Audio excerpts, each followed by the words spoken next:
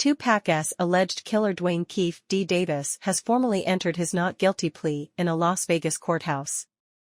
Pitchfork is reporting that Davis's formal arraignment was held on Thursday, November 2, where he entered his plea while being represented by a public defender. This representation by a public defender marks a change in plan from Davis's original representation, when hotshot Las Vegas attorney Ross Goodman was set to represent him.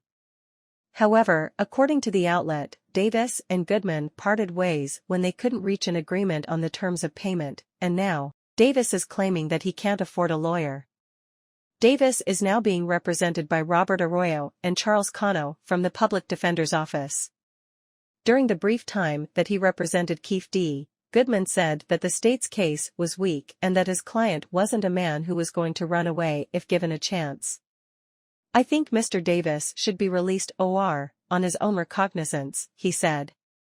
"He's not a flight risk. He's not a danger to the community. He's lived in Henderson for 11 years. And he's not going anywhere." The 2PAC murder trial has had its fair share of issues, especially after nearly 30 years of no movement in the case, but one of the biggest obstacles may be Suge Knight's refusal to testify about what, exactly, he saw on the night of September 7, 1996.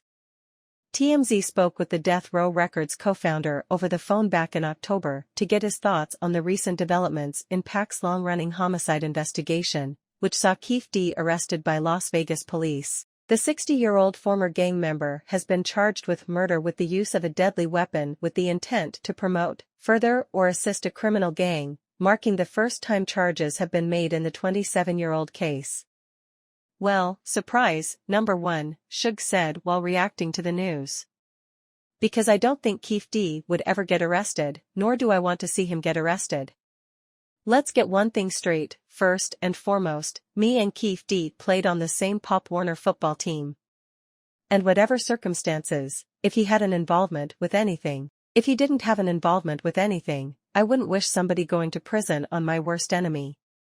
Knight, who is currently behind bars serving a 28-year sentence for voluntary manslaughter, also claimed that Keefe D.'s nephew, Orlando Anderson, was not the shooter, contrary to popular belief. "There were only two people in the car. PAC's not gonna tell the story, I ain't gonna tell the story," said the former record executive, who was sat next to 2PAC and was also wounded during the fatal drive-by shooting. "But I can tell you this, I never had nothing bad to say about Orlando because he wasn't the shooter. It wasn't Anderson, so that's all I got to say about that part." Keefe is the only suspect who is still alive. He is alleged to have orchestrated the hit as retribution against 2PAC, who alongside his entourage had attacked Anderson in the lobby of the MGM Grand in Las Vegas the night of September 7, 1996. Hours later, a car pulled up alongside PAC and Suge Knight's BMW sedan at the intersection of East Flamingo Road and Koval Lane and opened fire. The All Eyes on Me rapper was shot 4 times, while his label boss was struck in the head by a bullet fragment.